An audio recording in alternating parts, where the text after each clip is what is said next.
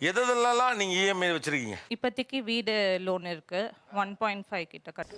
ஒரு மாசம் ஃபுல்லா குஸ்ட்டு ஹாஸ்பிட்டல் அட்மிட் ஆனா கூட 40,000 செலவாகுது இப்போ. எனக்கு பர்சனலா இன்கம் இல்ல சார். டிகிரி முடிச்சிட்டாருமா, பாஸ்போர்ட்டுக்காக வெயிட்டிங். வந்தது ஃபாரின் பறந்துருவார். இதுக்கு முன்னாடி 4 ஃபோன் வாங்கினது இஎம்ஐல. அப்புறமேட்டு எங்க அண்ணன் ஒரு ஹேர் சீரம் 800 அதுவுமே 3 months இஎம்ஐல வாங்கினா. இது டூ மச். இது டூ மச். எது டூ மச். எதுப்பா சொன்னா வேணப்பா. அது 800 ரூபாய்க்குமா இஎம்ஐ எல்லாம் இருக்கு இப்போ. ஆமா. இப்போ 800 ரூபாய் எப்படி இஎம்ஐயா பிரிச்சு கட்டுறது? 9 பேர் ஏறாங்கல்ல, அவங்க பூரா பணத்தை வசூல் பண்ணி அதை சரி பங்கா பிரிச்சு 10,000 ஏறவனுக்கு சரி பாதியா கொடுக்கறதுக்கு பதிலா சேர் ஆட்டம். அந்த மாதிரி. ஓஹோ.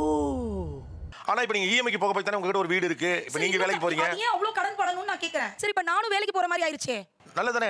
அது நம்மளுக்கு ஒத்து வராதுங்க. நாங்க என்னென்னமோ பிளான் பண்ணி வந்தோம், இப்ப பாதியிலே போக வேண்டியதா இருக்கு.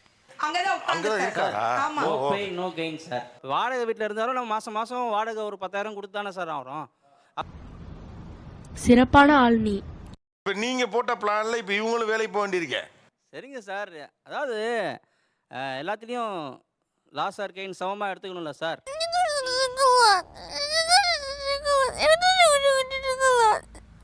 இப்போ நீங்க நடுச்சாமத்துல வேணும் எந்திரிச்சு உட்கார்ந்ததே அவங்கள வேலைக்கு அனுப்ப தானே?